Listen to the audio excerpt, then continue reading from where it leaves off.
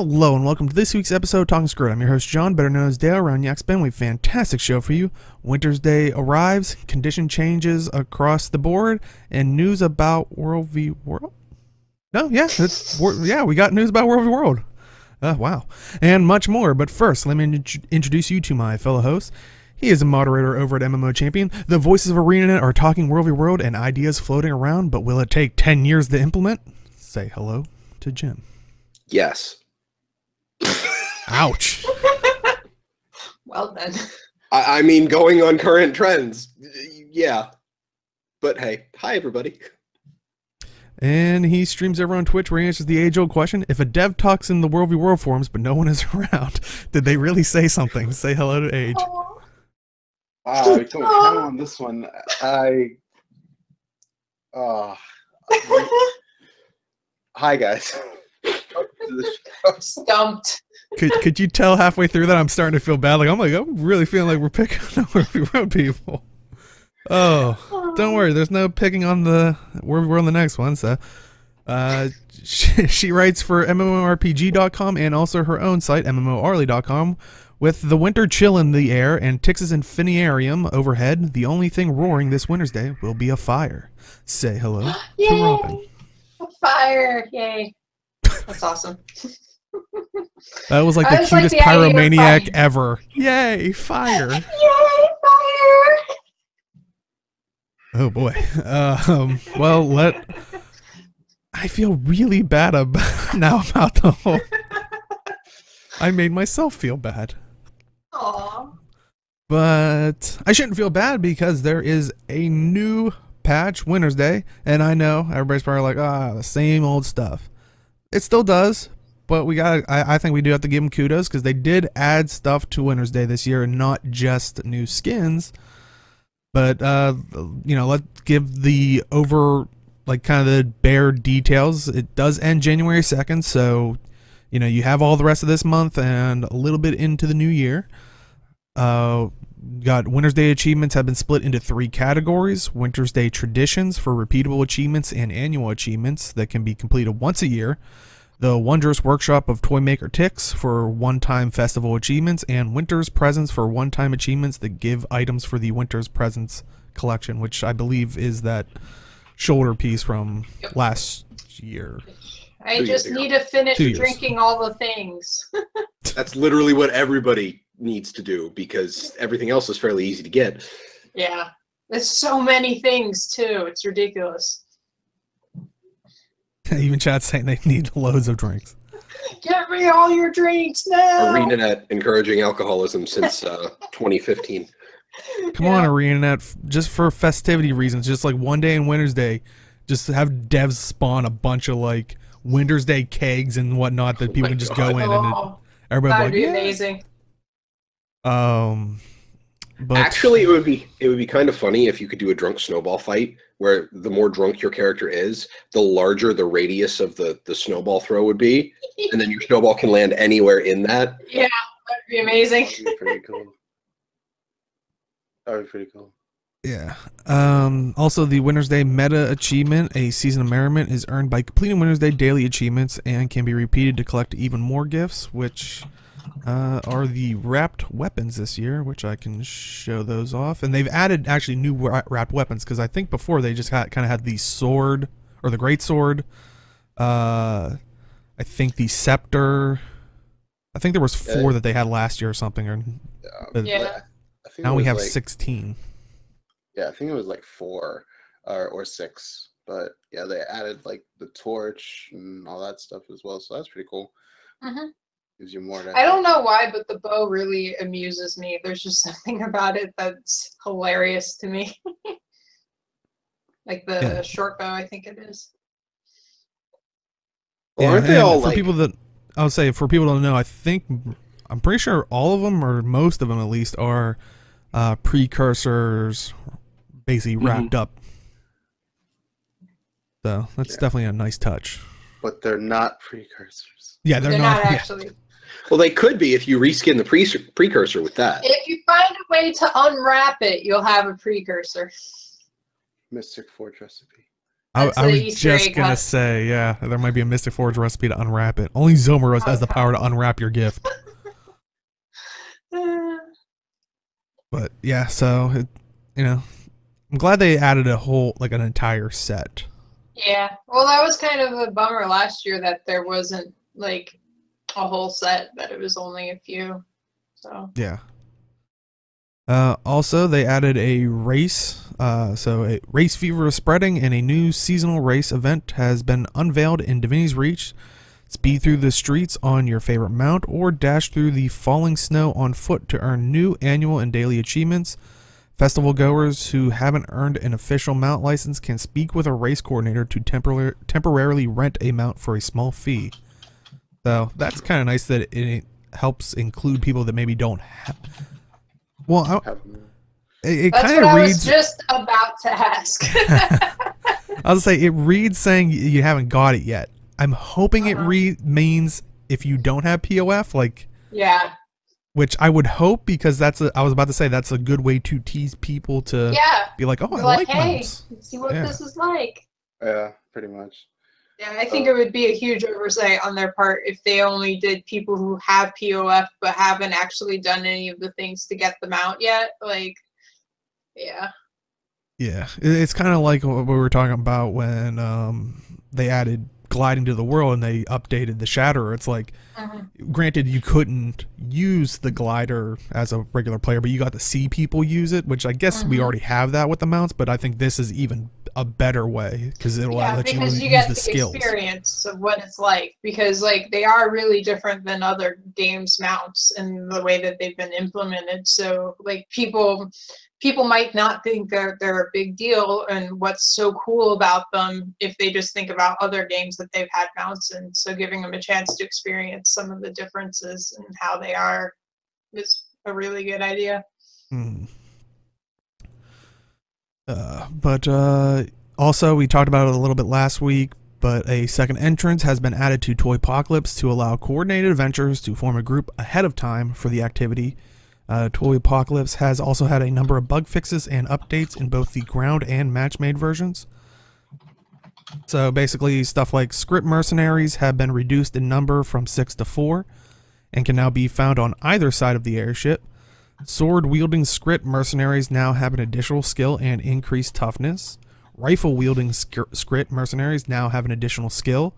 Visual tracking on scrap donations to Skritt mercenaries has been added to allow players to see how close they are to being hired.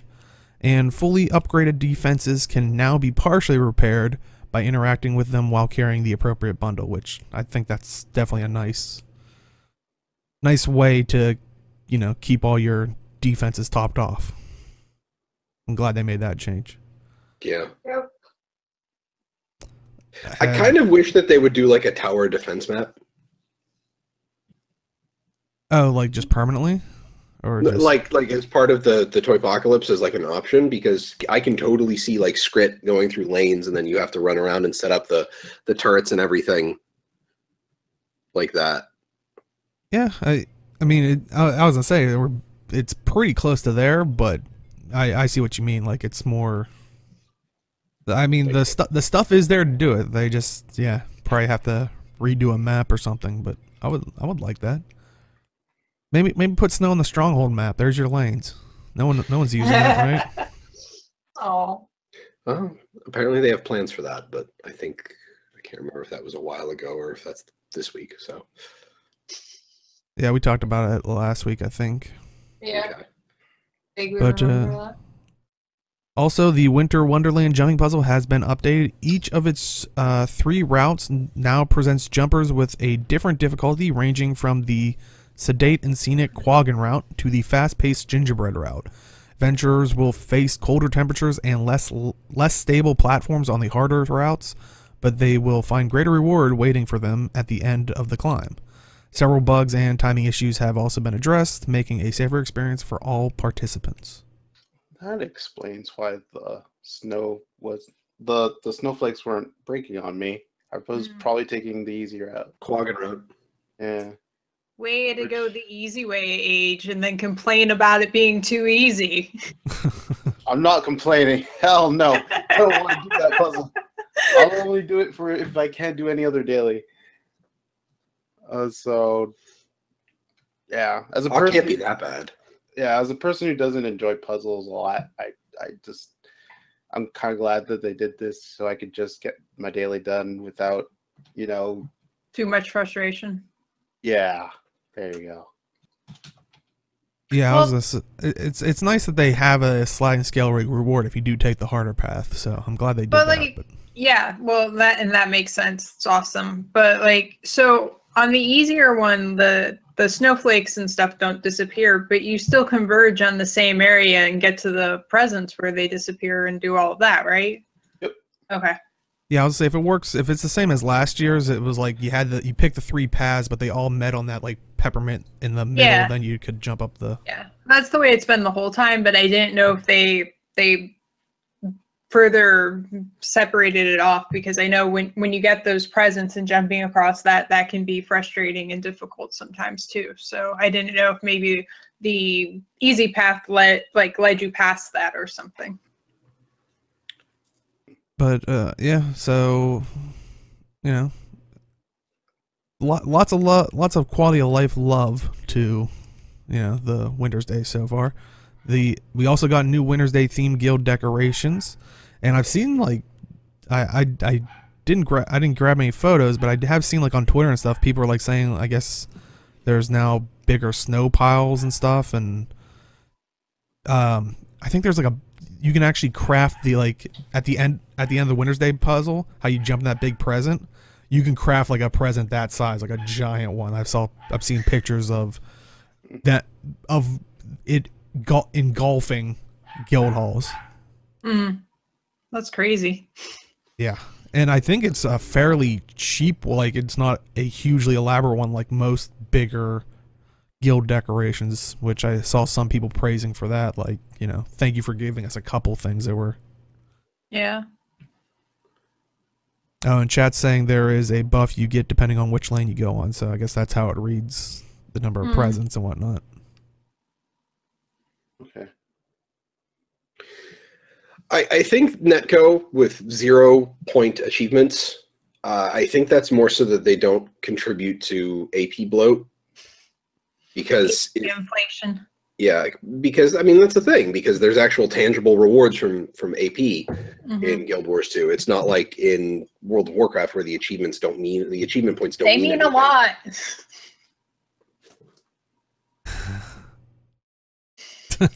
It means I'm better than other people. Do you still have a 500 gear score? Yeah, it's one of those things where it means something in Guild Wars 2, so they don't want people rushing to the end of those. They still want those achievement chests where you get the Zenith and the can't remember what like the dark purple crystal weapons are called, but those are AP chests, the Hellfire and Radiant armor sets. It's stuff they don't want people to be able to rush towards and then be done with it. AP rewards are supposed to be a very long-term thing. Yep. So. But it feels good to get more points. Well, on those 0-point ones are usually, I think those are ones that are still, they're still usually a meta achievement, right? I think so. So you're still progressing towards something. It's just that one thing does not give you a point. I'm pretty sure the meta that they count towards still counts as a point. Yep. Also, so they've added decorations to Divinity's Reach, of course. Toymaker Tix assures citizens that the falling snow generated by the Infinitarium is completely safe. I'd love for them to do something like there's a small chance that it could like turn you radioactive or something. Well, I don't know. It's a Surin.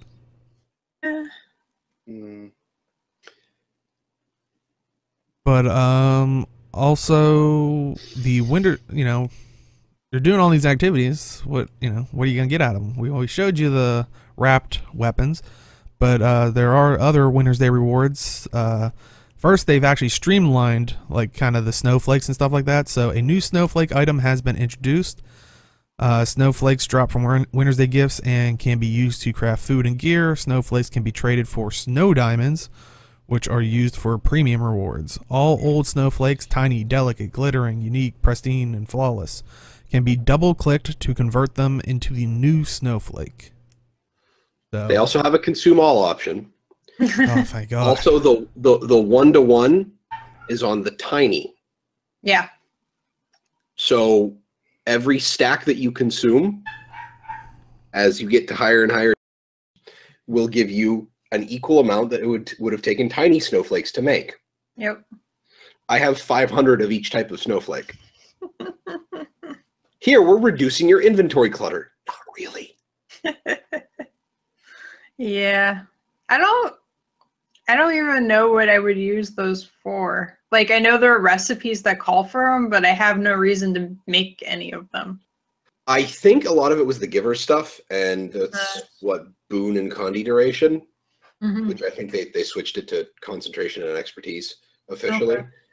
But so there's reason to make them. It's just whether or not you have the recipes for it. Yeah. Oh no. Well, you definitely want the new snowflakes because, you know, you can make all the different stuff, which we'll get to. But also in the Winter's Day presents, I think has a rare chance to drop, is the new infusion. And Dolphy kind of showed it off here. And I actually saw, she actually responded on one of the video, talking about, because someone was like, oh, you know, this just dropped, and you know, she had it up like an hour later or something, or pretty quick, and someone actually lent her it so she could show it off, and then, you know, so I don't know, it sounds like these things are pretty rare, but it kind of gives you like an icy skin and kind of white over eyes. That's actually really cool. It's kind of like a mini juggernaut effect on you. Mm-hmm. But it is, I think by default it's a healing power one, but you can in the Mystic Forge switch them over like stat wise. But I think gives +9 agony resistance and I think +5 to whatever the stat you eventually choose. But yeah, so it has to go into an infusion slot, and you get that effect while you have it.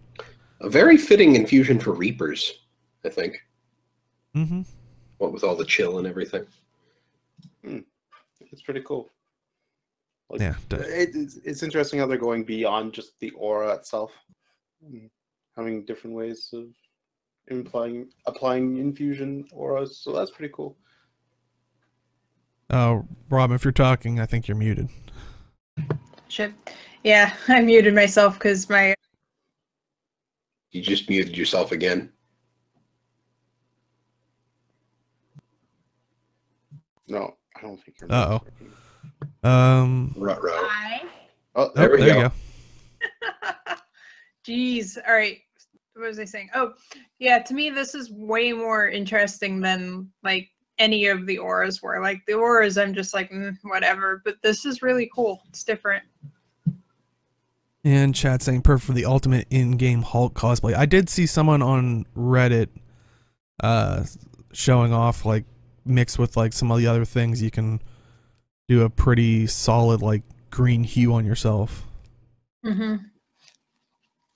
But yeah, I definitely would like to get this, but geez, it's rare, and I think the cheaper ones are going for like 200 gold, maybe even more at this point. Surprise me. Yeah.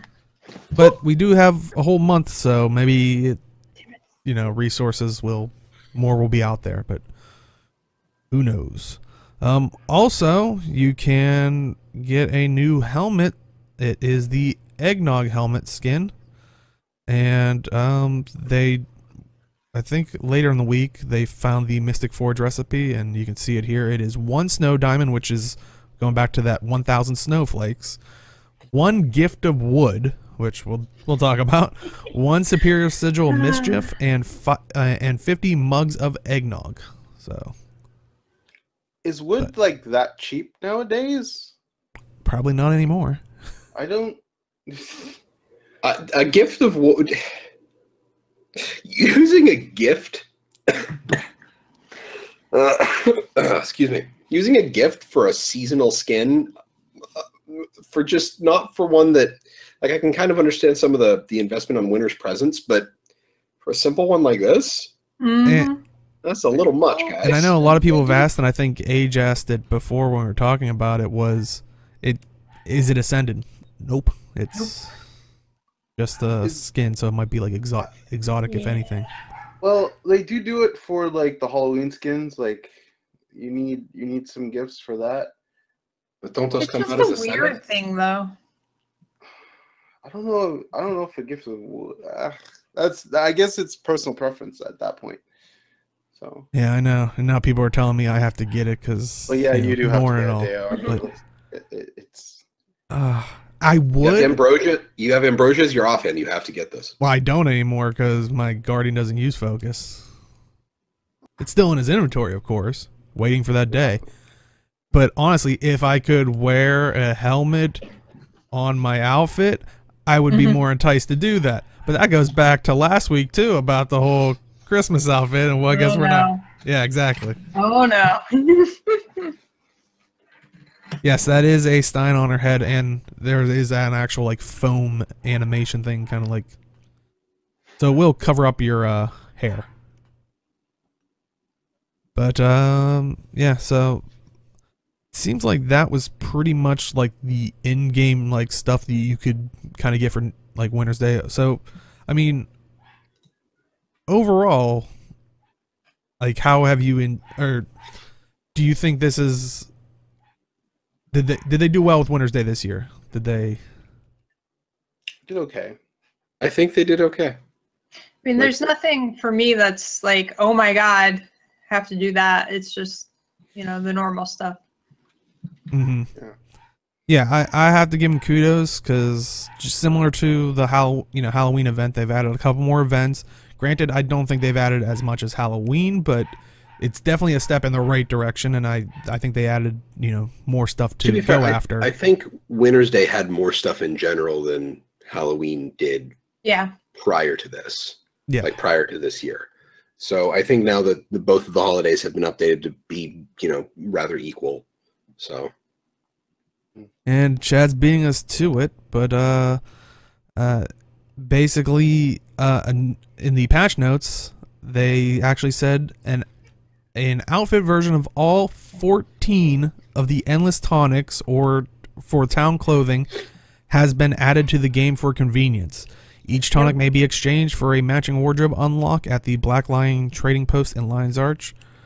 But yeah, for people that don't know, when they switched from the town clothes being individual pieces that you can wear in combat or anything, when they were switching over to that, some stuff just they didn't turn into outfits; they turned them into tonics, and one of those was the default town clothes, which I know a lot of our peers were kind of like missing because it was kind of like simple, racially focused clothes, and then other things like that were in the gem store, like there was like a cargo hoodie or something, like all kinds of different things. But yeah, all those were turned into tonics, but now they are outfits, and they were tradable in the trading post, and I think a lot of those just have skyrocketed since. I don't know where they're sitting at right now, but I know day of, like, I don't think you could have got any of these 14 for under 40 gold.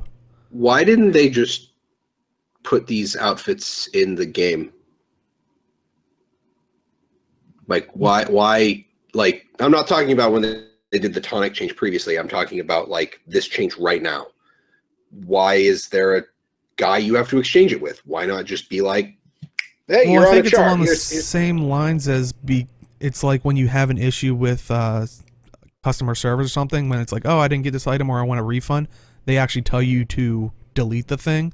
Like, I don't think they have the ability to, at least for the more expensive ones. They could have probably did with the town clothing, because I think it went up a little bit, but it's back down to like a couple silver, but I don't think they had the capability, because when they switched it over to the town clothes, any of your previous ones that were being changed into all or nothing outfits, you had to go to a vendor and be like, I have old town clothes that would take those items out, and then They did the same thing with when they made the change to the infinite gathering tools from being soulbound to being account bound. You had to take the ones you already had and trade them in. So I'm sure there's some. Yeah, it seems like it's a reasoning limitation of their that- systems. yeah. More so than. In case of the outfits too, is like the tonics. They can be sold in the trading posts apparently. So you can't really take away all that from the market all at once. Otherwise, people would be mad. Yeah. But if they sold it for cheap, it's like, oh, they did this change. I need to sell them for higher now. So I get. I deleted mine because I didn't have the inventory space for it. Yeah. I still have my baseball hat that takes away my character's hair. Me too. Yeah, it makes me sad. I'm wondering if this is a preemptive thing of. Well, I guess we can't talk about it because some of that was. Never mind. I missed something last week, didn't I? No, it's something that's been data mined, and I kind of forgot. But I forgot it was canon mined and not released. or talked about by speaking of things we can't talk about them, but things we can talk about. Partially completed Renown Hearts now keep their progress across daily reset. Thank God for that.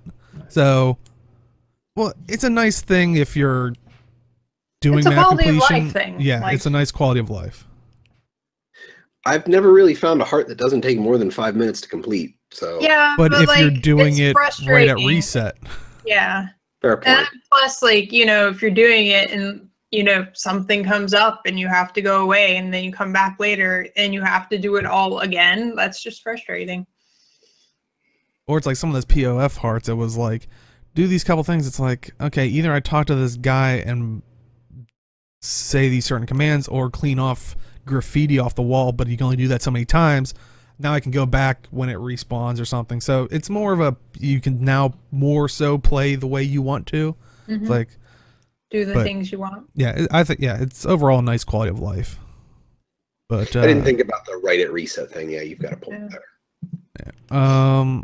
Also, we talked a little bit about last week from the PvP discussion that we were going to get obsidian weapons, and they've dropped only, I think, 4 of them so far in the. But you can see them here. They also have a Mist Forged obsidian version of them, and I think it's dagger, shield, staff, and torch. I want to say. Yep. But yeah, your guys' thoughts on the obsidian weapons and They actually change color depending on what team you're on. Which is Yep. the coolest bit. And that's for both PvP and WW. So Oh, red or they- blue, and I think they do work for WW. Yeah. they changed So- the color. Okay, that Yeah, so makes it a little you more see- nice because You see red here. Anything that's red will be either red or blue in PvP, or red, blue, or green in WW. It's cool. okay, that makes them a little bit better because when I was looking at them, I'm like, their skins, especially with the shield, kind of really threw me off with the whole like putting the jagged crown thing on it. I was like, Mhm. all right, that's definitely a skin. The staff is a little chunky for me, but I like the rest of them. Mm-hmm. Like, I think just the top of it looks like it's something that you'd almost have to fight to keep from falling over as Mhm. you're fighting. Yeah. So, but other than that, yeah, I think they look good, and I love the color change aspect of it. That's unique, and I like Yep. that. Yeah. And the Mistforged Obsidian weapon boxes have replaced the Glorious Victor's armor boxes in monthly automated tournament rewards. So additional weapons will be added to this box as they become available. Also with PvP, the Champion's Winter Crown has been added as the first place reward for the monthly automated tournament. Champion's Laurels have been removed. A mist capacitor has been added to the League armor vendor. Using it will emit a pulse of magic that resets 1 mist band, 1 mist pendant, and 1 mist talisman in your inventory. This will destroy any infusions that are equipped on those items. So, that sounds more like a World v World thing. It's Oh, no, it's Yeah, it's pretty much like the Bloodstone capacitor thingy that you could buy. It resets the stats. Well, I was just wondering, it really wouldn't have a use in PvP, would it? Because you could just... Well, it doesn't technically have a use in PvP, but you can get an ascended amulet ring and trinket in PvP. Mm-hmm. So they wanted to give you a way to reset the values on it instead of having to buy PvP. a whole other one. Okay. Yeah. Fair enough. That threw me for a second. I was like, can't you still pick your stats? I know I haven't been in there a while, but... So they finally added a time-gated, I'm assuming, reward in the Winter's Crown, but they did it on the stupidest thing possible, and it's going to come back every year. My assumption, anyway. I shake my head. I shake my head. Yeah, well, it's... when they changed the clothes to tonics, I lost a bunch of skins. Like, I'm curious, what do you mean by, like, random skins, or, like, I didn't see any issues of that being talked about. Yeah. But while you... Yeah, definitely submit a ticket. But yeah, when we talked about last week with Winter's Day coming, they also said there was going to be a balance update. They said they were looking for constructive feedback. I mean, you know, that's the all-important thing there. So some general things from the balance update. Barrier. The application of the barrier effect no longer resets the delay or decay of existing barriers. Barrier no longer decays over time. Each application now disappears after 5 seconds, and all skills that grant barrier now give 15% more barrier. That is a good change. It's a very good change. It's basically I have a shield for 5 seconds, and it goes away in 5 seconds. That's pretty much it. Oh, yep. Nice. Movement skills, camera facing no longer reduces the travel distance of these skills. You gonna be okay, Age? We good. If context, it was a bit of a thief nerf for Daredevil. So cheaters. Interrupts and defiance skills, traits, and sigils that have bonus effects when interrupting foes will now activate when used against foes with defiance bars as though they had been interrupted. Note that this does not require a creature's defiance bar to be active, just that the creature using a skill when an interrupt effect is applied to prevent abuse against bosses with long attack windups. A 3-second cooldown between activations of these skills has been added to skills without existing cooldowns. This cooldown is only applied when interrupting foes with defiance bars. So basically they make sigils that, you know, on interrupt it does this. It'll make them actually work instead of like using a different item. So for example, if you're fighting a boss and they use a skill and you use an interrupt skill that would have interrupted the enemy's skill, it will just give you the bonus, and that's pretty cool. So. Yeah, Starmaster, that skin, people are getting that one back. I've seen people tweeting about the t-shirt skin specifically. Definitely contact support about that. Yeah. But I've already benefited a bit from some of these interrupt skills. I've seen some of the basically this gives a lot of benefit to mace warriors in PvE. So your interrupt abilities, Mesmer's got a lot out of this. I'm pretty sure. Now you can be a friggin' pulmonary impact daredevil in PvE. Just have your pistol and spam headshot like all the ones in PvP do. All exception of the cooldown. You have actual cooldown now. So like whenever you interrupt any of these specific boss skills, you'll have a 3-second cooldown, so you can't necessarily spam it. You just But still, it's a great change, especially with all the interrupt focused sigils and stuff that they've been adding. Yeah. Well, I mean, they did do a couple tweaks to the professions, not like huge over sweeping things as long as you're not a Mesmer. Should we kind of go through each of those and if there's things that people definitely want to talk about, you know, do let us know. But What are your guys' thoughts on the Elementalists?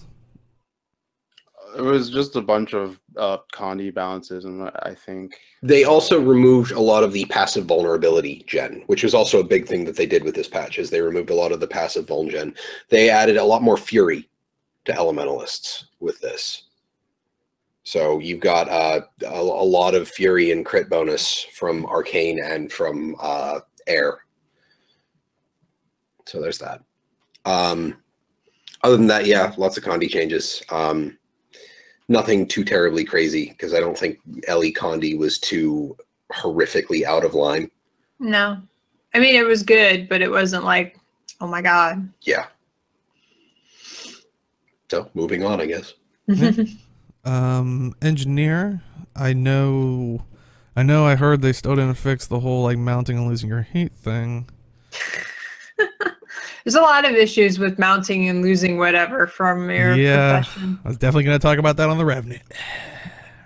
I need to play my engineer because I played a Juggernaut engineer, and they changed one of the minor traits to gain might when you apply bleed. And that's in the trait line where your adept minor is bleed on crit. So I'm running a Juggernaut with strength runes.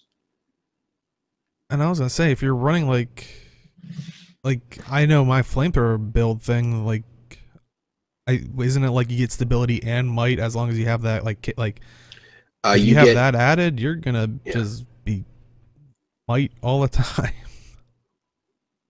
I sit passively at like 11 or 12 might, just standing still. With this and a flamethrower with multiple like if I target cap with a flamethrower, I can probably might cap myself. Oh, that's pretty nice. Hopefully that shows on their numbers if they can self full cap might. Any other thoughts on the engineer? A few Condi changes again. Fewer stacks, longer durations, just like everybody else. Yeah. Next up we have the Guardian, and I know they played around with a lot of, once again, the Condi stuff, but especially with like the tomes. But I don't know anything about the tomes because I'm not running Firebrand. I'm running core Condi Guardian. My burn damage has actually been improved with this patch because I have a much longer window with higher burn stacks in general because they lengthened the duration of Condi. So since I'm capped on Condi duration for burn, that is a much larger effect on my total damage, giving me all that duration. So I'm totally happy with that. Also, one of the big things was Judges. It was one of the meditations, Merciful Intervention, where you blink to an area and you heal people. It now also heals downed allies by 20% in an AoE. That's pretty nice. Yeah. But yeah, and like I think on the tomes, like they kind of just switched around like the stackings. Like for example, Chapter 2, Igniting Burst, burning has been adjusted from 4 stacks for 3 seconds to 2 stacks for 6 seconds. So you're not getting as many stacks, but it's the same duration, it seems like. But so, if you're relying on the amount of stacks, then you might have an issue, but it seems like you're still going to be doing the damage. Roughly the same amount of damage. But, next up, we want to talk about the Mesmer. They were perfectly fine, right? Nothing wrong with the Mesmer. As long as you don't use distortions, because no one uses distortions, right? So, yeah. Inspiring Distortion is dead. It now requires an even shorter, an even smaller window and better reaction to apply it, because instead of applying distortion to allies, it just gives them Aegis. However, as a paladin player in World of Warcraft, I saw this a lot before I stopped playing. Divine Shield for paladins in World of Warcraft, which literally just makes you immune to everything, was consistently getting more and more boss mechanics that would ignore it. And I'm thinking that inspiring distortion was too strong, and it was a thing. It's like, well, what if they distortion this? Well, what if they distortion this? Every time you design an encounter, if that comes up, that ability is really powerful, probably too powerful. Well, but it took a certain amount of skill to use it right, though. So, I mean, having a powerful thing available when you have to use it just right, it kind of balances. You're not wrong, but still, if the developers have to ask themselves, but what about this? Every single time they design an encounter on anything, it's one of those things where it adds an undue amount of complication to the design process. So that, like, absolute immunity that's huge in any game. So it's being able to spread that to a lot of people is a big deal. Yeah, it pretty much just stops nullifying people going through certain mechanics. It probably kills a bunch of speedrun tactics or like 5-man group tactics. Like for Veil Guardian, you probably just used Inspiring Distortion instead of going into greens and just keep hammering Veil Guardian. But I don't know how they didn't know. And QED, I completely agree with Arlie that it's cool that it was a very impactful, skill-based thing that you still had to use. It was a short window, so you had to know what you were doing to apply it properly. But at the same time, but what about Inspiring Distortion? If that comes up every single time? If anything, I would have rather them make the window shorter or something, so like it would be a real skill thing. But like, I don't know. I feel like there's other ways they could have handled it. Because like now it's just like, what's the point? Right. It's not a very like I totally agree that Aegis is not very reliable, especially since a lot of the raid encounters just have pulsing damage that happens. So it's basically, now if you use it, it's like a split second. It requires your Mesmer to have even more of like the timing down. Yeah, and that's what I'm like. You're requiring a higher skill for less of a thing, which is not good to me. Like if you're going to have a really high skill bar for something, the payoff should be really good. Like, and I think Mesmer has kind of always been a class for that. So I think this is one of those things where like they had to weigh the difference of the importance of development time versus skill expression. So I hope that they revisit Inspiring Distortion, because as it is now, it's really not that worth it. Yeah. And it's an actual trait, right? It's not like a minor. I think so. So. And it's like I wish they didn't go with the Aegis thing. Like even if it was like still the distortion, like I've actually like just how it was of a distortion, not applying Aegis. It just kind of feels like what so many people have talked about with as elite specs have come out, like, you know, now this class can do torment, this class can, it just feels like everybody can do everything. It's just a different skin depending on what profession you pick, and it just kind of feels like you kind of remove the uniqueness of a Mesmer and just threw in Aegis. Like it's basically like the Guardian thing where they can throw up Aegis on a Mesmer skin. Like it just it's something that I do think, like, applying distortion was unique. It was kind of like Alacrity for Chrono, and it's something that, like, Inspiring Distortion needs to be revisited. This is a band-aid. I don't think this is the end for Inspiring Distortion's development. It's probably going to be something that they take time to see its effect on rating, and then they'll move on from that. Like, I kind of agree in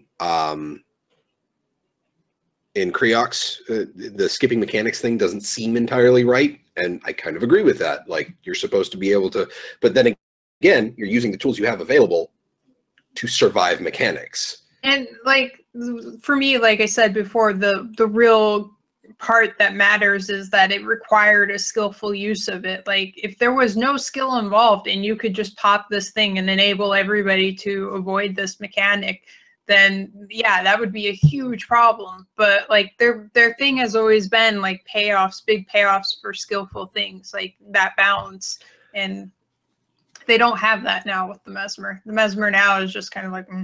The other thing that Uncultured Savage just posted is the whole thing about Toxic Elitist. I can't stop pugs from wiping the group on fights like Challenge Mode 100, Fractal 100 Arc. I think that's actually a bigger mark against Inspiring Distortion, because if people screw up on stuff that's that, like the challenge mode of the top Fractal, if you screw up, it is either supposed to be very punishing or restart the fight, bro. Like that's kind of the point of the challenge at that point, is you have to be good with execution. When you can press a button and I'll admit that, you know, like we've talked about, the window is small, but when you can press a button and negate failure like that at that level, again, it's one of those things where it's a huge power budget for one thing. So yeah. And I do see chat talking about, like, on the other hand, problem with uniqueness of, like, you know, is that makes classes mandatory for things like raids, which that is kind of the double-edged sword, because it's like, I mean, do you really hear that often of someone that's like a tank that's not a Mesmer? I mean, I did that for a while as a Guardian. Yeah, and that's the problem, is it's still doable, but and once again, this goes back to the whole overarching thing of, like, you know, because it's meta, people think it means it's standard. That's not what it means. That if you want to do speed run, like, clears and stuff like that, that gives you your best chance. But yeah, you could theoretically do it with anyone. Granted, oh no, this is getting down a rabbit hole of, like, I was gonna say, I have my own problems with raids, but that's not really involved here. But let's go to Warrior or to the next class, rather. Yeah. Well, I was gonna say, didn't the Mesmer have something else detrimental to him, or was that? I know that was like the big thing, but they buffed Condi on Axe. Okay, that was the thing. It was like, oh yeah, we buffed Condi on Axe, but yeah. The other thing is so huge it overshadows. Yeah. Yeah. So. I will say, like, everyone got hit with the Condi stuff except Mesmer. Yeah. But they got hit otherwhere. Yeah. It makes sense. It sucks, but it also makes sense too, because if they nerf the Condi on it, it'll like totally hit it hard in raids, and you know they need to. It comes back to skill splitting, I guess, but yeah. Oh, QED, you want to talk about Reflect? Oh man, I could be here all day. I was Guardian throughout Core. Come on, let's do this. Yeah, we already know. Let's not get too far off the topic, because that will go on for hours. Yeah. Yeah, so let's talk about the Necromancer. I'm assuming they kind of got hit with a bit of the Condi. Now, did they...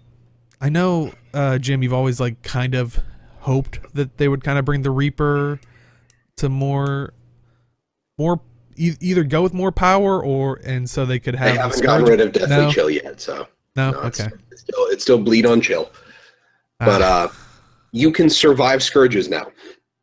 Like, I've actually walked away from Scourges, which is normally something you couldn't do prior to this patch because you had 15 stacks of Torment on you.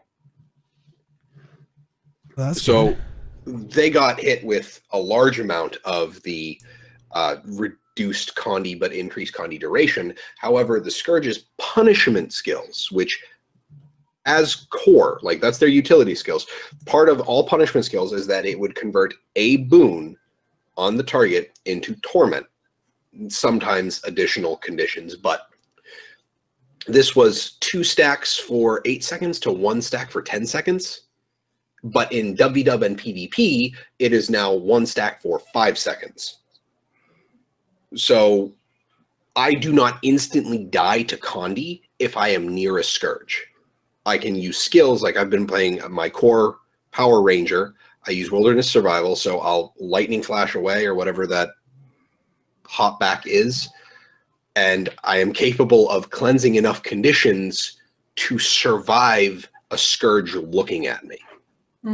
I can't survive a prolonged fight in melee with a Scourge, which I shouldn't be able to do. I can't cleanse Condi that fast on my Ranger, but if they just clip me with their skills, I can still get away, which that's good. That's knowing when to disengage. That's the whole point of knowing how to fight in PvP. So Yeah. yay, it's actually capable. It's actually possible now.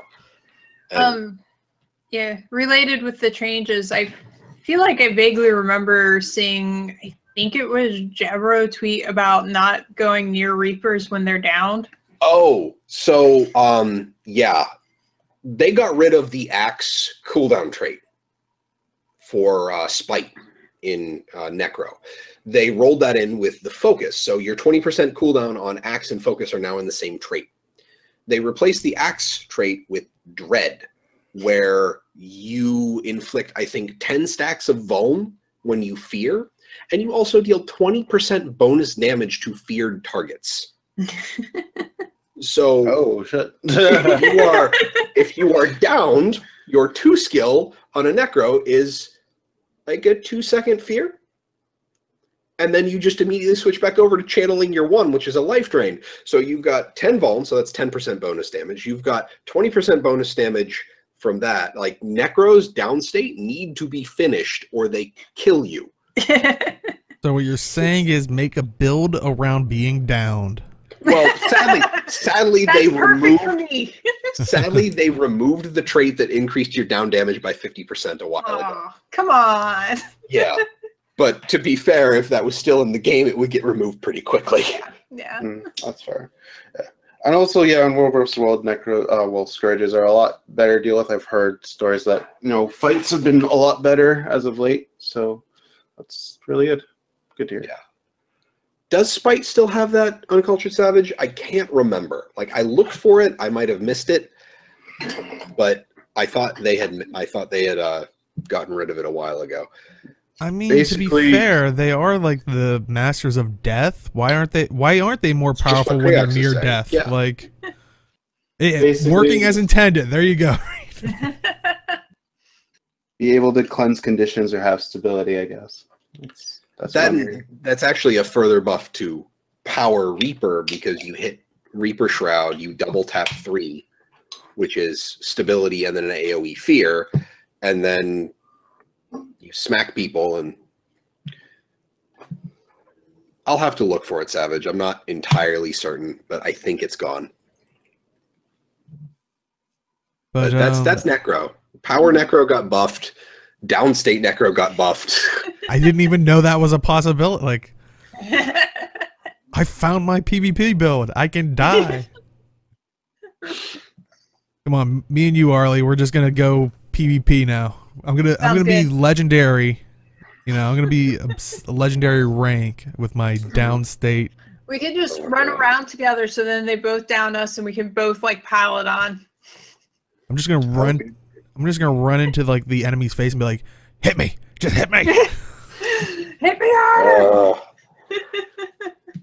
Oh. Guess I'm using Impact Strike again. Yep, Let's talk about the Ranger. It looks like there's, I think it's sword skills got increased damage. Great sword. Oh my god, is it the great sword Okay. buffs.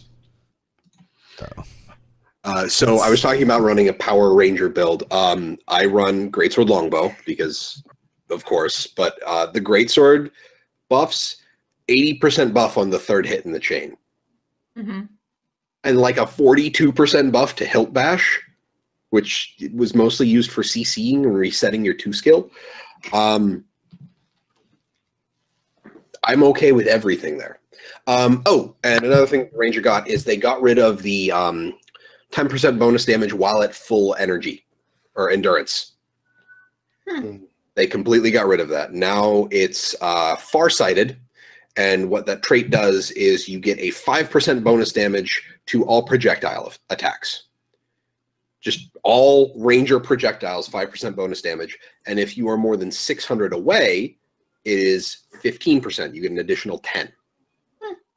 So if you can maintain a 600 range, which I think is the minimum range of all ranged weapons for Ranger, boom, you still have, you get a 15% damage bonus. One of the things that, and this is the other thing that was for Engineer. They got rid of a lot of the ones that dealt with having full or not full endurance. So the Engineer, I think, has in the tools line, when you dodge, you get Vigor, and then that's the Adept Minor, and then when you have the Grandmaster Minor, you get 10% bonus damage while you're under the effects of Vigor. And yeah, chat, the Grace of the Land thing, they reduced the might granted by this trait from 4 stacks to 3 stacks. That's yeah. So another small nerf to Grace of the Land. Oh. Poor Rangers. How about Power Ranger? No. Oh,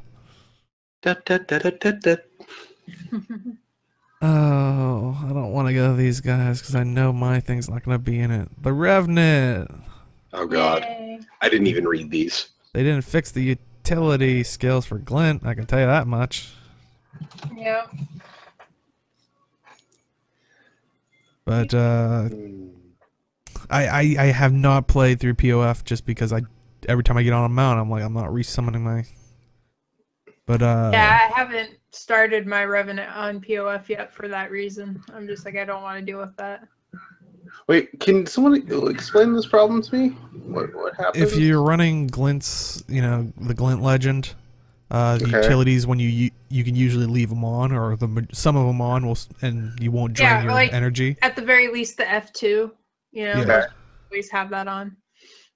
But when you mount and you dismount, it doesn't keep that state active.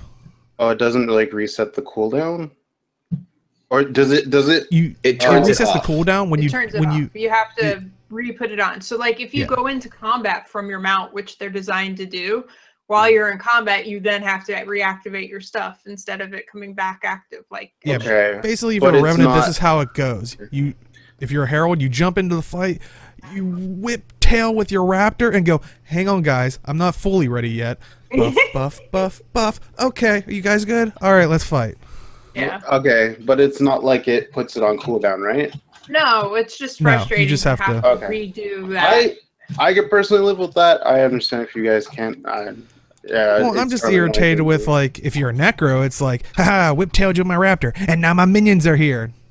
Yeah. And like there a lot of the should other be some ones way that they can fix it so that doesn't happen. And I don't know if they want to do that because they don't want to, like, I don't know if the buffs actually apply to the mount, like swiftness. Well, no, we're not saying it should, but we're just saying that if you have it active when you mount up, when you dismount, it should be active then. And the thing is, the mounts are already going at max speed. They don't stack with swiftness anyway. I didn't know that. I didn't know if they did or not, but I can't think of a reason why then.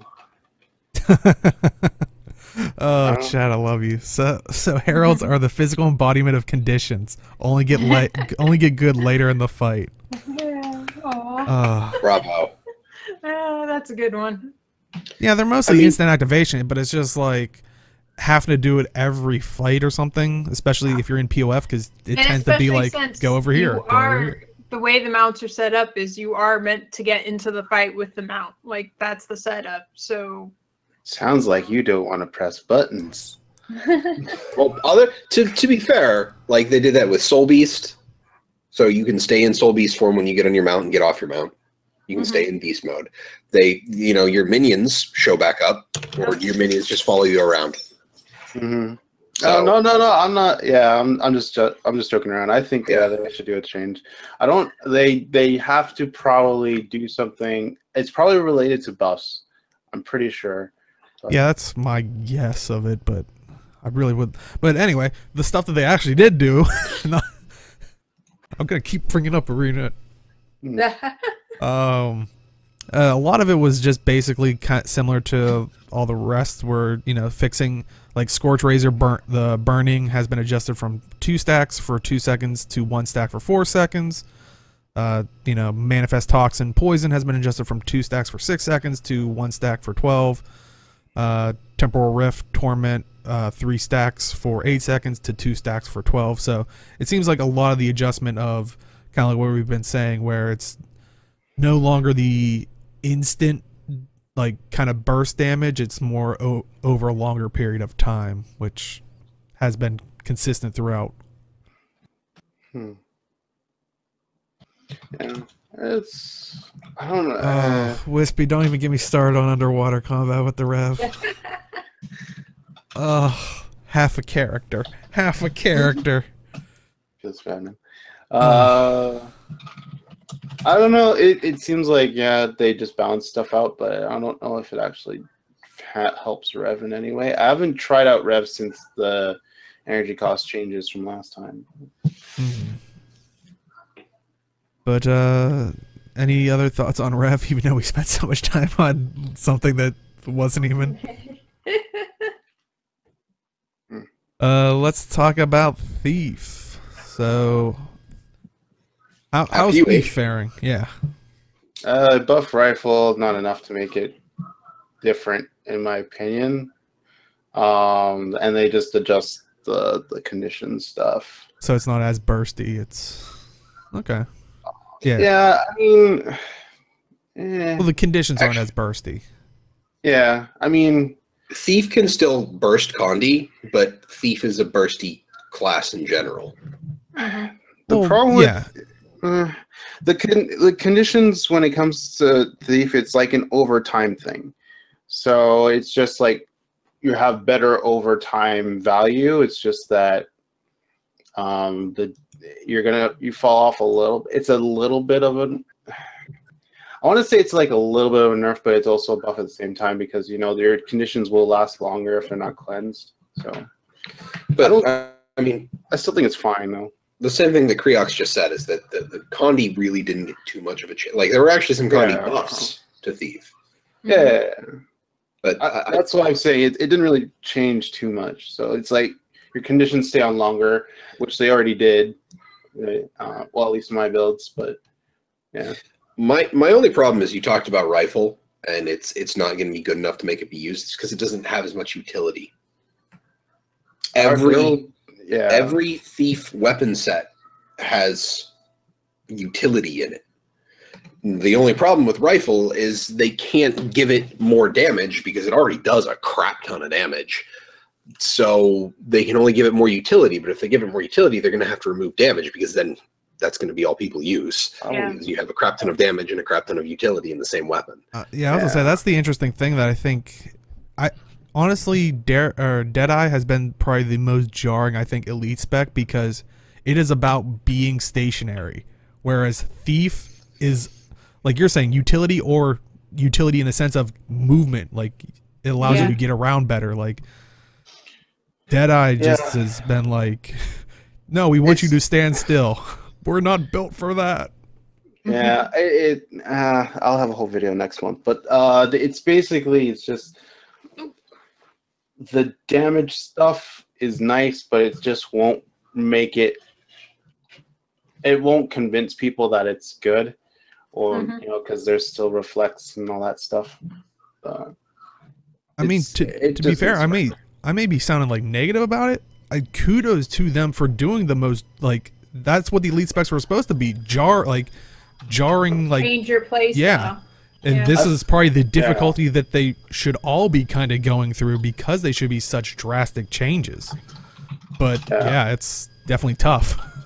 I like the way Deadeye plays. I like kiting around on rifle and have stuff like that. There are just apparent problems with it that keeps it from being kind of like something acceptable for the majority of the people of the player base. That's pretty much it. Oh, there's the one thing about just real quickly, the weakening charge is it's actually pretty nice now because you don't travel through the target, so you can actually get all 3 hits into a target, which is Really nice. I thought you only got one hit. You basically travel a short distance, right? So if you're at your target, you'll hit them once and you'll like pop. You might hit them twice, but the third hit won't go through. So usually what I do is I'll combine Weakening Charge with Steel to get all 3 hits in. But now I don't have to do that. So if I'm right next to him, I can just Weakening Charge and then get all the hits in, which is pretty nice. All right. Any final thoughts on Thief? Let's talk last but not least Warrior. So it looks like they've renamed traits, I guess, to make it sound more like the changes to their functionality. For example, like Reckless Dodge is now Reckless Impact, and well, I think the trait is still called Reckless Dodge, but I think the attack from it, it actually has an actual skill box that pops up with it. And now the Reckless Impact grants 1 stack of might for 5 seconds for each foe struck, and it's a big deal. That's pretty good. Chat saying DPS rotation is significantly less annoying on staff. Yeah, it's just good. Yeah, because you don't charge through your target. So, but the Warrior change, and then the other big one is Might Makes Right. But that's primarily because of the Reckless Impact edition. Is when you gain Might, you heal and you gain 5 endurance. Now it's 2 endurance because you could dodge, potentially gain 5 might, so it's 15 endurance, and dodge and dodge and dodge and dodge. You basically would become not quite a daredevil, but dodging a lot more than a warrior probably should. I was gonna say you're becoming as annoying as a thief. Yeah. I remember Boots actually tweeting about like this previously, and it's like I can make a dodge warrior build. I'm like, not like this. Not like this. Why? He already has a Might Makes Right build that works really well. So. Oh, that just sounds like loads of annoying. Oh. But yeah, that's kind of the overarching balance of all the professions this time. So overall, are you guys satisfied with it? And I'd love to hear chat's thoughts on it. Are you satisfied with? Everything but the Inspiring Distortion change. Yeah. Yes. I couldn't care less about the Inspiring Distortion change mostly because it's just used in raids, and I just say learn to dodge. But yeah, I'm sorry. Just do it. But I am a little worried about they didn't touch Condi stuff much from Mesmer, which was interesting. So I'm wondering what was the decision behind that. Well, probably because they hit them with Inspiring Distortions change. Like that's a huge deal, and they'll need to see how the deals with that. Yeah, I guess so. But I mean, like for distortion for the Mesmer itself, it does distortion is still the same for the Mesmer, so it's interesting why they hit him in that regard. But we'll see how things pan out.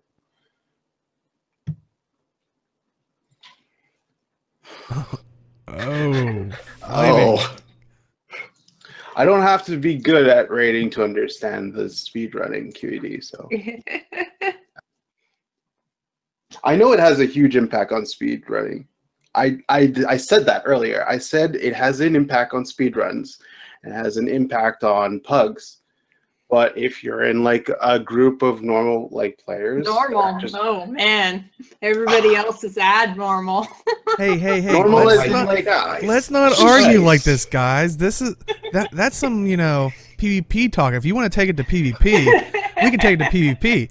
And just so happens they're figuring out a way to help you make matches better. Oh my god! Oh my god! Yeah, thank you all for being a part of that.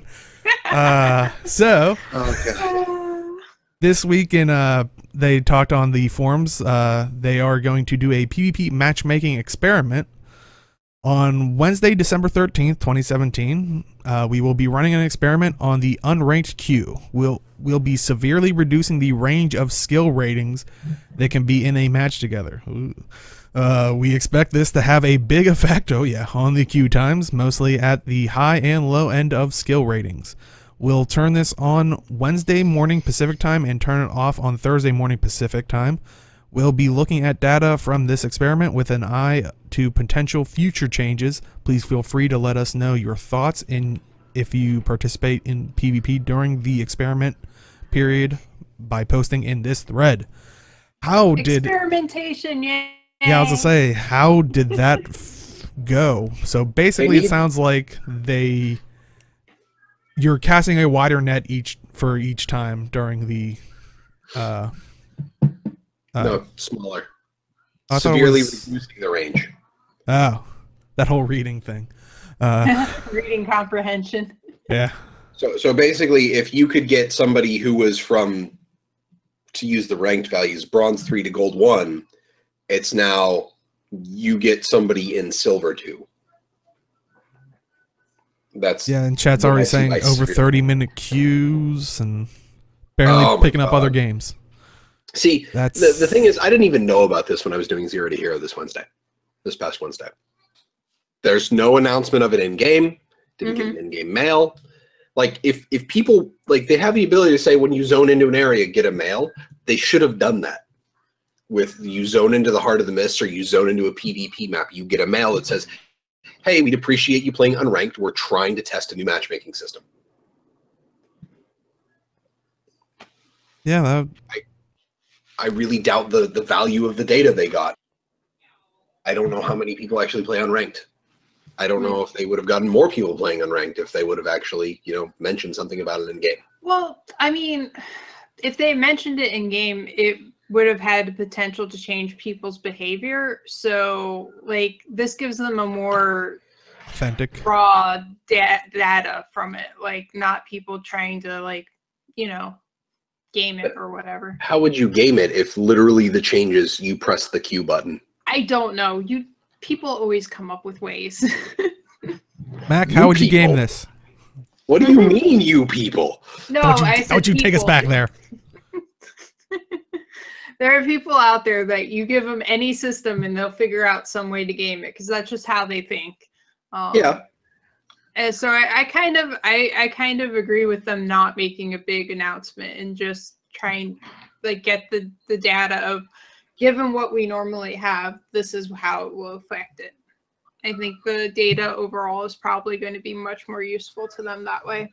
And, if they didn't get enough data for it to matter, then they can always, say, hey, we're going to try this again. Please, do more or whatever, Hi. Yeah, and being a little silly.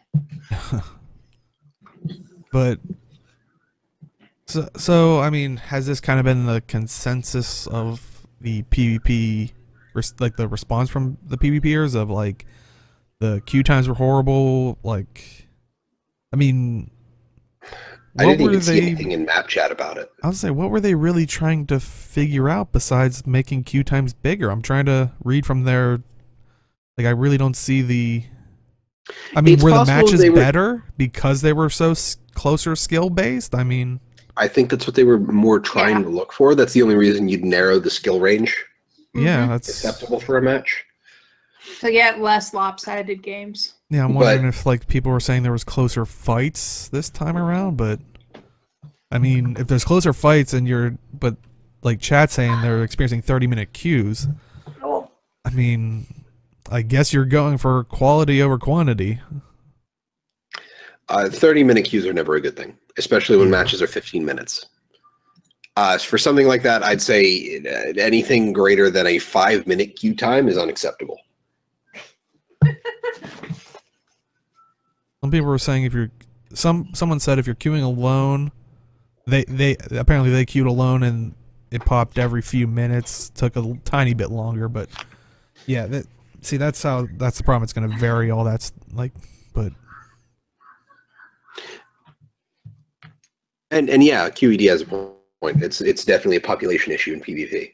That's why the skill gap is so large. That's why it casts such a wide net, is because they don't have the numbers of people in PvP in order to have a narrow skill net. So See, this is also the problem. I hope their data shows it better, but a lot of people are just telling them about their queue time.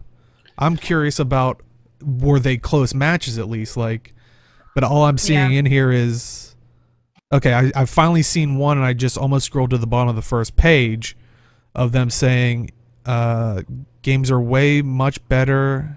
Way much better? Yeah.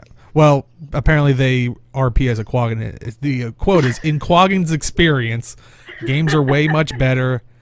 They only reference their old match of a 500 to 100 blowouts, but so they don't even say, you know, but so yeah, it seems like most of them are telling them about the queue time, which is like they already knew that was going to be a problem. Yeah. But yeah. Well, the question also is whether the increased whether the increased queue time is worth the closer matches to people, like whether they really want that or not. Mm-hmm. But I'm kind of curious about that. Where are the PvPers' idea for this? Do they want quality over quantity, or do they want quantity over quality? Like, it seems like that's basically the question here. You have to strike a balance. Mm-hmm. Like, I don't like being part of blowout games, like 500 to double digits. I don't like being on either side of them. Mm-hmm. Trying to get like people as close as possible, you need two things. You need people with a large number of games, so you have a really fine detail on where their skill level is, and a larger number of people. The fewer you have of either of those skews where someone's going to get placed. So clearly, if you're getting 30-minute match times or 30-minute queue times, their net was too narrow. And they have to kind of figure out what they think is an acceptable amount of queue time, which for 15-minute games, like I said, 5 minutes, I think is the ceiling on that for the kind of input versus reward on time spent. Yeah. Well, any final thoughts on the PvP matchmaking? Let us talk about World. I know, I'm as shocked as all of you. So they actually had devs addressing some of the current issues that people have been talking about. So on the issue of AFK pip farmers, and they get rewards for doing nothing, they said, we're talking about some things to do for this. One thing we'd like to do is make OS, which I believe is Obsidian Sanctum is what they're referring to. Or no, I don't know. Yeah, anybody else? Obsidian Sanctum. Okay. Yeah. I kind of got like dead looks of like, no, you're sailing on this boat alone. OS better suited for people to AFK out their participation and also do general World vendor work. We'd also display the participation UI so it's more obviously a map where you are still getting rewards. This doesn't fully solve the AFK issues, but it's something we're looking into. It kind of seems like Obsidian Sanctum's kind of the catch-all basin. Like, I honestly think they should just turn it into a hub, like a fully, like, combat is disabled except in, kind of like, make it like the WvW hub, kind of like the Hall of the Mists, and just have a jumping puzzle there. That would be cool. Like, it's not used for combat. People go in it to do the jumping puzzle and maybe like organize some fights, but I don't know. I think that would be an awesome way to do it. I mean, but yeah, they gotta figure something out, something to do with AFK pip farming and So they all, on the subject of tier 3 structures and tactics, people were saying they need nerfed, or at least give a better reward other than a champ bag for taking them. And they Arena actually responded with, we've been talking about this recently, and I think we've got some ideas we're going to pitch internally, and then discuss some options with you guys. So they're talking about it. I mean, I think we've all said this. There definitely needs to be better rewards, especially for keeping things or taking things at tier 3. I mean, this is supposed to be a big investment. You're supposed to feel something when you lose these things, not look over your shoulder and go, oh, that's not our banner anymore. Oh, well, can't go back there. Yeah.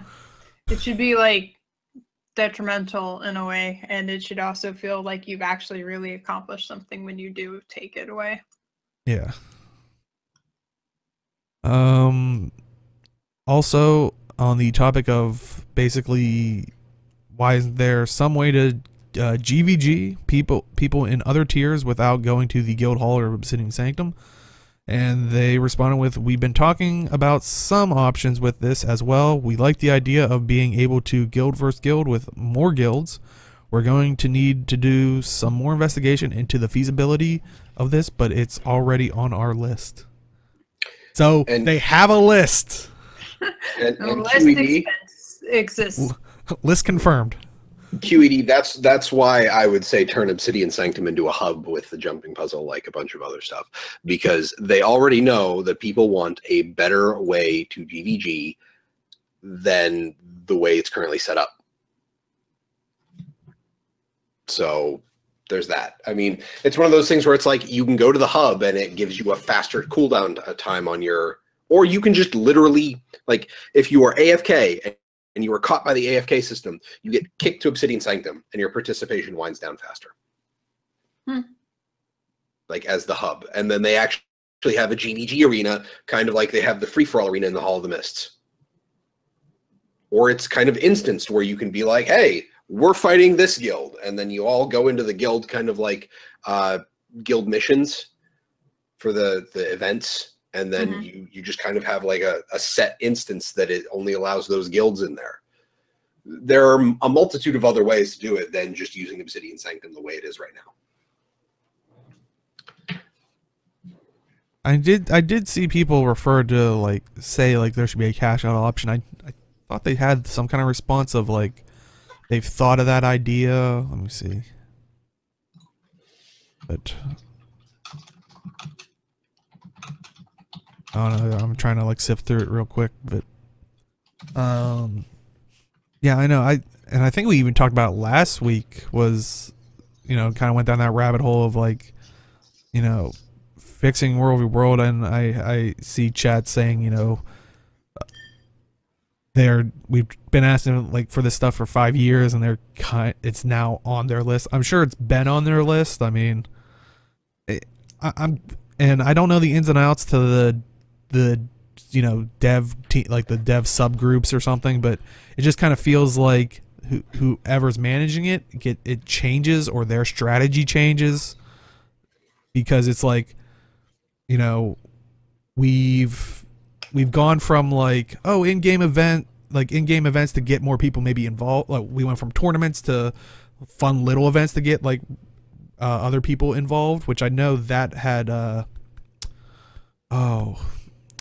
I'm blanking on his name. Where they had Grouch. Grouch was someone involved with the fun little event ones that were trying to get more people involved. Where they had like the one where the Alpha Siege golems were cheaper to build, stuff like that. Yeah. Like they tried that kind of strategy, and then they kind of went with the like, hey, the forums, you can kind of vote on which direction we go, and now it's been kind of silence, and now they have a list. So it kind of seems like strategies keep changing. So that for me is one worrying thing of like, it seems like a lot of the time is being taken towards setting up the structure, but we're never getting to the results. But any other things you guys want to add? WW is a mess and they need to fix it. Yeah, that's a nice way to sum it up. It's really about it. What I'm shocked about is we talked about PvP and World v World, and I think this is the most Age has been quiet about. Like, are we in some kind of alternate universe? Like, I talked about going into PvP, and like, what's going on here? I don't know. AFK pip farming has just been a thing that's been happening. I thought they fixed it, but apparently not. T3 structures, and I do agree with that point, but I just don't know what they can do about it. And GVG, I don't really GVG, so I don't really have much of an opinion about that. So, fair enough. I was just shocked. I was like, this is the quietest I've ever heard of Age, and it's about PvP and War of the World. It's bread and butter. Yeah. I was concerned for you. I was. Well, yeah, I just don't have much to say. That's all. You're eyeing up all those great things you can probably get in the gem store, aren't you? Oh, we'll get to that. Yes, we will. Right about now. Because speaking of which, let's talk about the gem store. And always thank you to Dolphy.net. Check out Dolphy.net so you can spend your gems more wisely. First up, let's talk about the Black Lion weapons skins that you can get out of the new Black Lion chests that have been updated for Wintersday. Where is that? Okay, so these are the glacial weapons weapon skins. So yeah, they do cost one Black Lion weapon or one Black Lion claim ticket, and you can get those out of Black Lion chests, which need Black Lion keys. And so I think they look amazing. Like, a lot of them look really amazing. I mean, I think I've seen everybody being like drooling over, you know, their preferred weapon type. Yeah. But, you know, basically really good, basically it's just, best way I can say it's like Sub-Zero weapons, like from like Mortal Kombat. Like, it's just a frozen piece of ice shaped into, you know, sword, great sword, shield, whatever. Take your frozen piece of ice into the desert to fight. Good point. It's magical. Yeah, but yeah, they're all really good weapons. I mean, Oh, yeah, I don't think any of them look bad. Like, they're awesome. so that means Aaron hates them. It's usually how it goes. Yeah. Though I do think the shield, like the structure of it's been kind of reused, but it is a unique look in the sense of like it's formed by ice crystals. But I think the shape of it, like kind of the, I don't know. What's it called? It's from Guild Wars 1, that shield. I forgot what it's called. The purple one. I forgot what it's called. Oh, okay. I don't remember the name of it either, but yeah, it kind of has that. But, you know, that's the only thing I could see as a fault from it, unless this is just isn't your aesthetic, of course. But, you know, like I said, you can get those for one Black Lion ticket. Are they tradable? Like, can you get this through the trading posts? Does anybody know? Let's see. I don't know, but normally you can't you? Most of them can, that we've had in the past. Did we hear an outrage? Did we hear any outrage about these being account bound? I don't think so. So that's probably a safe bet that they're tradable. Fair point. And like chat's saying, that the ice rapier, the sword, the one-handed sword is like I said, I think all of them are pretty great in their own, you know. Yeah. You can get them on the trading post. I would keep one. Good. There was a price. Well, definitely, if you can, pick them up, because I think these ones are going to be probably pricey, because I think a lot of people might be going after them. Mm-hmm. But also, we have the Cozy Wintersday Mount Pack for 1,600 gems, and you can see it here. But basically, it gives you one of each mount type in a Wintersday-esque theme. Does have 4 dye channels, and so you can dye pretty much all of every piece of it. So This pack on sale for a discount of 400 gems, right? yes, it's normally, like air quotes here, normally 2,000 gems, but it is on sale for 1,600 as the bundle. Which they do that. Pretty typical. Yeah, but we'll never see this in the gem store for 2,000 gems. Yeah. This is going to be on sale. No, they've done other things like that, where when they first put it out, it's the 1,600 gems, and then it comes back later for the 2,000. But was the Halloween pack this past Halloween on sale, also for sale the entire time? Yeah, but I'm sure they'll bring it back at some point, and it'll be 2,000 gems. They do that. Like, I was gonna say they've tended to do like Halloween during like the off months, like during the summer, or like Wintersday in the summer. So theoretically, they could bring it back during that phase if they so desire. The jackal makes me giggle. I don't know why, but it just makes me Is giggle. this the red nose? And even Yeah, the red I nose think is so. dyeable. So, like, Again, we have 5 mounts that are not simple recolors that are valued at 500 gems apiece. Mm-hmm. no, that would give you credit towards that argument. No, that can't be.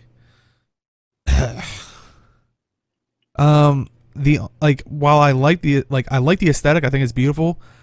I do have to say I have to give credit to the Halloween mounts more because what I liked about it was and I said this during the Halloween one was you could kind of dye the Halloweenness off of it.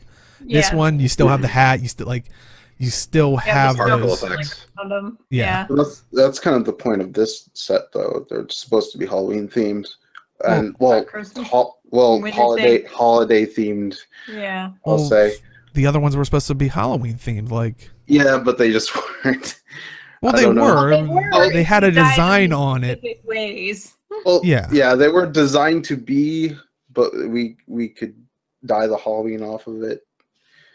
I don't know. I really like them. Yeah, I do like them too. I'm just saying that's probably my only would say fault with them if you ever wanted to. I mean, granted, it's smart on Arena's part because you would have to buy these ones and then a different themed one if you wanted a different look. So it's smart from a business perspective. As a consumer, I'd be like, well, I'm kind of locked in to my Griffin always having earmuffs, like, unless I buy a different one. But My question is if you're riding with one of these skins on, so you have the snow falling around the mount and everything, and then you have winter's presence as well. So then do you have snow falling on you within the snow falling around your mount? Probably. Yes. Be Wait. awesome. That's always on, right? And then you Yeah. equip Frostfang, and you play a Ranger, and you equip Frostfang and Howler. There you go.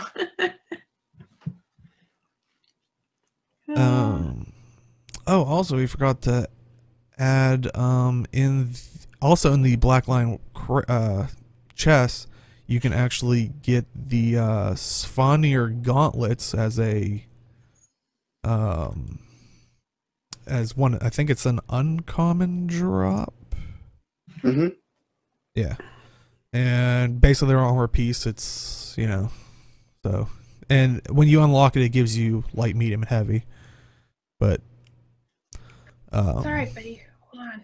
they look nice. They look thematic to a Svanir. So. Mm-hmm. So you can definitely grab those in the Blackline chest. Once again, a skin wrapped or stuck behind RNG means, because it did sound good, because the Blackline chests, apparently the more valuable common items, including die kits, upgrade extractors, and new weapons and armor, specific wardrobe unlocks. Previously rare weapon skins are now uncommon drops. Previously super rare weapon skins are now rare drops. The new super rare endless upgrade extractor contract has been added, which, holy crap, that's gonna be. Yeah, but I've heard a lot of people saying, like, it from the small samples we've got, it doesn't feel like the rare skins are now uncommon and the super rare skins are rare. Very true. When they say super rare, we have no frame of reference.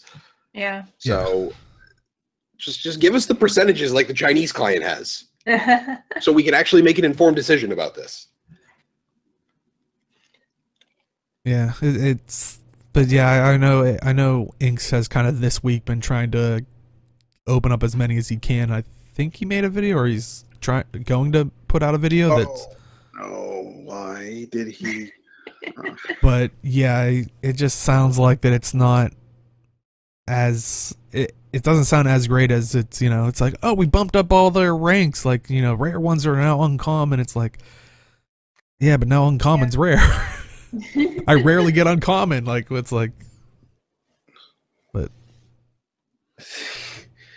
oh, and chat saying the jackal shifting sand animation has snowflakes on it for the mount thing. So yeah, they're definitely nice.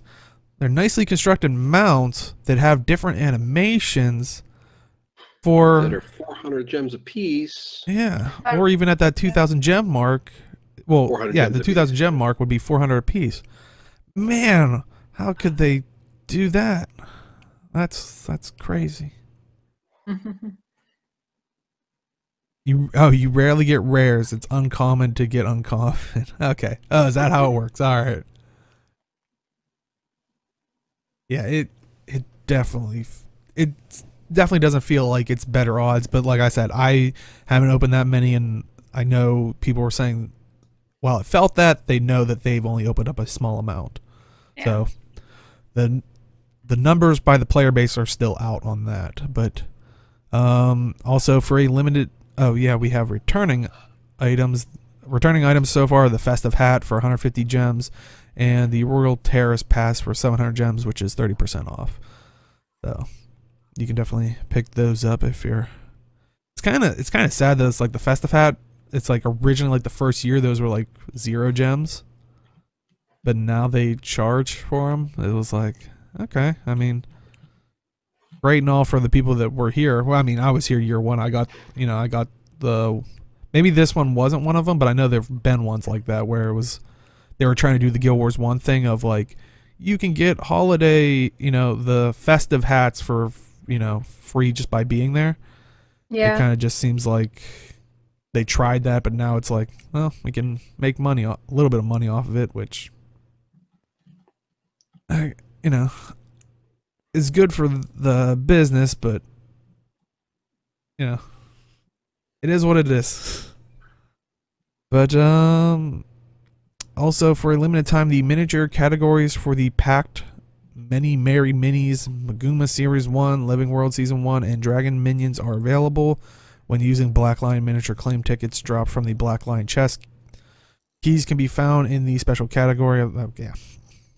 I don't think I have to tell anybody where to find those. But, I find myself being less and less enthused by the gem store section of our show every week. Yeah. I think that's that Mount Gate thing of kind of took the wind out of a lot of people's sails. Yep. But oh no, go ahead, Age.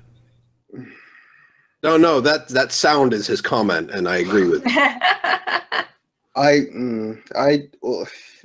don't want to. No, I'm not going to talk about it. I'll just go on our rants. So. Yep. Make a we'll video save it for after show. Just continue, yeah. All right. Well, if you feel like you're getting gypped by all the Wintersday stuff in the gem store, fear not. Community Corner this week. Once again, we talked about it in the previous weeks. Because if you haven't done this yet, you're crazy. So Guild Wars 2 Efficiency, they've had their Advent Calendar / Christmas giveaway. Basically, I mean, it's a lot less now, but, total at the beginning was 9,035 gold prize pool, sponsored by the Guild MM. Everyone can enter just with their account name, no API key required, which is usually what they use for Guild Wars 2 Efficiency, so you don't have to worry about plugging in that information. Make sure to check back every day to enter for the daily prize. And I think it switches on reset, like server reset, and let me throw the page in there for people on, and if you're watching this on YouTube, you will have the link in chat, so you can, or in the show notes. Not comments. The description. Info thing. Description. There we go. Words. I think we're all of our brains are going on vacation. But yeah, so definitely go back to that because I know they've done Fused Greatsword skins, Dusk, Zap, Legend, like a lot of precursor stuff. So definitely check that out. Winners get chosen randomly. They said they will re-roll if you don't answer via whisper or in-game mail within 72 hours of winning, or are not in the holiday spirit. So basically, you're getting free stuff. Be polite to them. Don't be a jerk. Basically, good rule for life in general. But, wait, are you saying you're supposed to be polite to people giving you free stuff? I mean, maybe be polite to Shocking. everybody, but sure. Oh boy, I definitely want to talk about that during after show. Wispy Gem, or was it you that said it? Basically, I saw real quick. Oh no, yeah, it was Wispy Gem. The rift mount gate stuff. Oh god. yeah. Oh God. Oh, trust me, if you didn't see that, if you're watching on YouTube, Oh, dear try Lord. and watch this on Twitch where we talk about after show, since it's not Guild Wars 2 related. But anyway, not. Anyways. Also in the community corner, the Guild Mag annual we've talked about in the past, but you can still get it, right? It's no longer in pre-order. It's now, or is it still? I saw them tweet it out, or Guild Wars 2 tweeted out that you could still pick up copies, if I'm not mistaken. Okay, it's still in pre-order, it says. My apologies. Articles from MO Inks, Dragon Seasons, Korra, and Age. Path of Fire lore, including a history of the Sun Spears. Guild Wars 2 releases a timeline.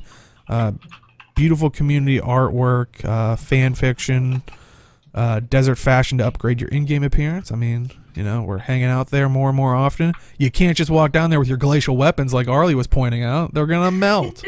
You need to look the part. But the great part about this is they every year half of the proceeds go to a charity, and this year it's World Wildlife Fund. And for people who don't know, World Wildlife Fund uses the funds to protect the planet for future generations, climate change, sustainable food sources, deforestation, wildlife conservation, and so much more.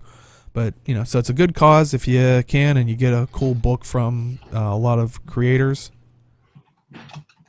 But yeah, like I said, every copy sold of the Guild Mag Annual, it's $2.50 of it is donated directly to the World Wildlife Fund. So, but yeah, so definitely pick that up if you can. And that is Well, it it's the for. last day, I think, actually. So, Oh, okay. Well, if you're watching us on YouTube, just go to the link now and get it. And get it! But yeah, that is it for this week. So, Jim, where can I find you? I can be found on Twitter at MelfanusMMO. You can also find me here on twitch.tv/TalkingSkrit every Wednesday at 7 p.m. Eastern Standard Time for our Zero to Hero PvP night, where we play ranked, and apparently I just can't get myself to play more than core classes, which I'm okay with. So, hope to see y'all there. Fantastic. And Age, where can they find you?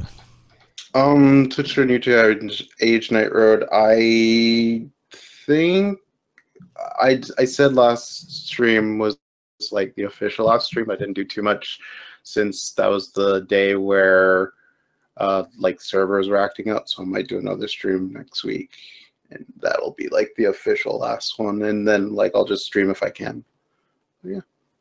Awesome. And Robin, where can they find you? At Arlie82 on Twitter and on MMORlie.com and MMORPG.com. Yay. Fantastic. And you can find me at simply_Dea on Twitch and Twitter. And last night I played a little bit more Dauntless. Thursday I tried to play Guild Wars 2. Only got a key run in before servers kind of went kaput. And then we hopped into ESO, which was pretty fun going back into that and talking with everybody and still not having a clue, enjoying that. But actually people have suggested to me I might, if I have time, stream it tomorrow. Warframe. Never gone into that, so I know. I've been kind of going back and forth, like, oh, I should stream it or whatever. And then I saw MMO Bombs. Magic Man was talking about it, and like I guess he got into it. But I'm like, I was reading, I was like, I gotta play it now. But yeah, so like I said, follow me simply_Dea on Twitch and Twitter. If you are just popping at the very end, don't worry, we are gonna do an after show.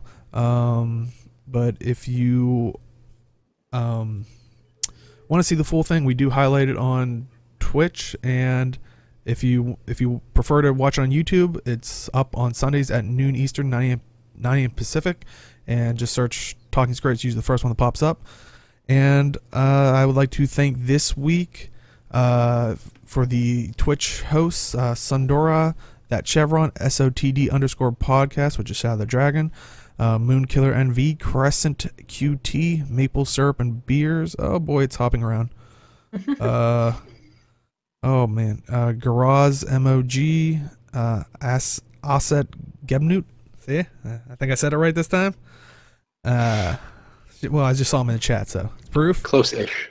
Close-ish. Dang. But I do think this is the last one we're going to do this year. Doesn't mean we're not possibly going to stream other stuff. We are trying to work some things out. Oh, meh. I got a meh. Ouch. Well, it's better than it's wrong. That's true. But yeah, that is it for this week, and we will see everybody in the game. Good night, everybody.